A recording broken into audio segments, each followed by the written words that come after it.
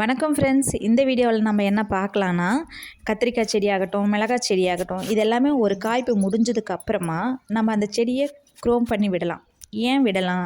அதை இப்படி க்ரோம் பண்ணி திரும்ப வளர்க்குறதுனால என்ன யூஸ்ஃபுல்? கண்டிப்பாக நம்ம க்ரோம் பண்ணி வளர்த்தோன்னா நம்மளுக்கு திரும்ப ஈல்டு நல்லா கிடைக்குமா? அதுக்கெல்லாம் நம்ம என்னென்ன பண்ணலாம் அப்படிங்கிறத இந்த வீடியோவில் நான் உங்களோட ஷேர் பண்ணியிருக்கேன். ஸோ இந்த வீடியோ கண்டிப்பாக நம்மளுக்கு யூஸ்ஃபுல்லாக இருக்கும்.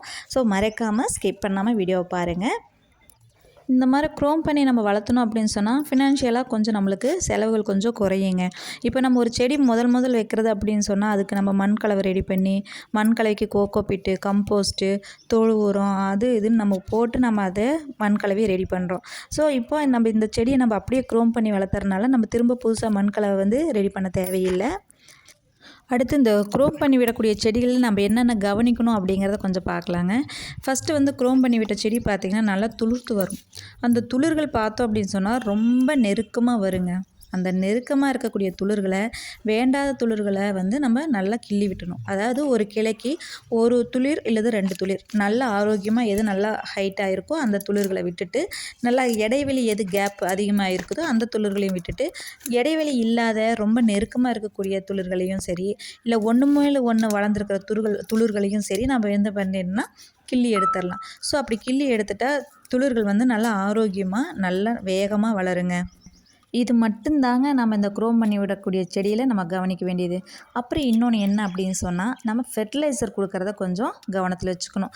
அதாவது நம்மளுக்கு ஒன் ஈல்டு வந்ததுக்கப்புறம் அந்த மண் கலவையில் பார்த்தோங்கன்னா நம்மளுக்கு சத்துக்கள் குறைவாக இருக்கும். அதுக்காக நம்ம என்ன பண்ணலான்னா, இந்த ஃபெர்டிலைசர் கொடுக்குறத கொஞ்சம் அதிகமாக கொஞ்சம் நிறையா நல்லா கொடுத்துட்டு வந்தோம் அப்படின்னு சொன்னால், இது காய்ப்புகள் குறையாமல் நமக்கு நல்ல ஈல்டிங் கொடுத்துட்டு வருங்க. அதுக்காக நம்ம என்ன பண்ணலான்னா, இந்த க்ரோம் பண்ணி விட்ட செடியிலெல்லாம் நம்ம தனியாக அரேஞ்ச் பண்ணி வச்சுக்கலாங்க. அப்போ தான் இதுக்கு கொஞ்சம் நம்ம ஃபெர்டிலைசர் அதிகமாக கொடுத்துட்டு வரத்துக்கு நம்மளுக்கு சௌகரியமாக இருக்கும். நீங்கள் வீடியோவில் பார்க்குற இந்த செடி கூட நம்ம க்ரோம் பண்ணி விட்டு அதன் மூலம் காய்கள் வந்த செடி தாங்க. ஸோ நான் இந்த முறையில் கத்திரிக்காய் செடி, வெண்டைக்காய் செடி, மிளகாய் செடி இந்த 3 செடிகளுமே இப்போதைக்கு நான் க்ரோம் பண்ணி விட்டுருக்கேங்க. நல்ல துளிர்களும் நல்ல ஆரோக்கியமாக நல்லா தழைஞ்சு வந்துட்டு இருக்குது. ஸோ இந்த வானம் பார்த்த மிளகாய் எனக்கு ஒரு பெரிய சக்ஸஸை கொடுத்துச்சுன்னு தான் சொல்லணும். எனக்கு அந்த செடியில் திரும்ப க்ரோம் பண்ணியிருக்கேன். அந்த செடியில் திரும்ப மீண்டும் நல்லா துளிர்த்து வருதுங்க. மிளகாய் செடியை நம்ம கவனிக்கிறது கத்திரிக்காய் செடியை விடவே அதிகமான துளிர்கள் மிளகாய் செடியில் இருக்குங்க. ரொம்ப அதிகமாக இருக்கும். ஸோ நம்ம அதை நல்லா வேண்டாங்கிறதெல்லாம் நல்லா பிடிங்கி விட்டுட்டோம் அப்படின்னு சொன்னால் மிளகாய் செடி ரொம்ப துளிர்விட்டு வருங்க.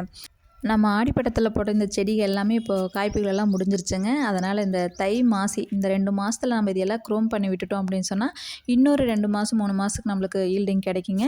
ஸோ இந்த வீடியோ கண்டிப்பாக எல்லாருக்குமே யூஸ்ஃபுல்லாக இருக்கும். இந்த வீடியோ பிடிச்சிருந்தா மறக்காமல் லைக் பண்ணி, ஷேர் பண்ணி, சப்ஸ்கிரைப் பண்ணுங்கள். Thank you friends.